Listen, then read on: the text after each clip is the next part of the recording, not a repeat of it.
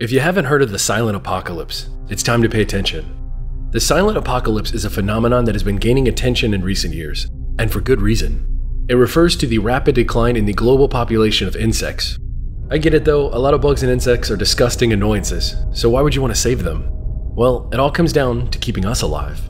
Don't be fooled by their small size. Insects play a crucial role in ecosystems around the world. They pollinate plants, help decompose organic matter, and serve as a food source for other animals. Without them, the balance of nature is completely thrown off, leading to disastrous consequences for both the environment and humans. Don't believe me? Think about it. The majority of plant life dying off because it can't reproduce. Dead things all over the planet left to rot, causing widespread disease and sickness.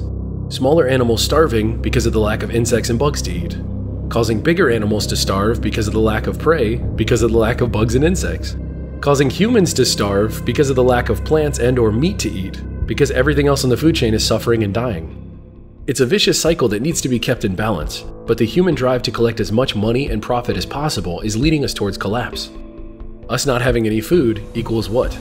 Not only just war and conflict over the remaining food that we have, but death on a global scale I don't think any of us could comprehend. We're talking billions of people dying. So what is causing the silent apocalypse? There are quite a few factors at play here. Habitat destruction, climate change, and the reckless use of deadly pesticides are all contributing to the decline of insect populations. And in some areas, the decline has been as much as 75%. The consequences of them disappearing would be catastrophic.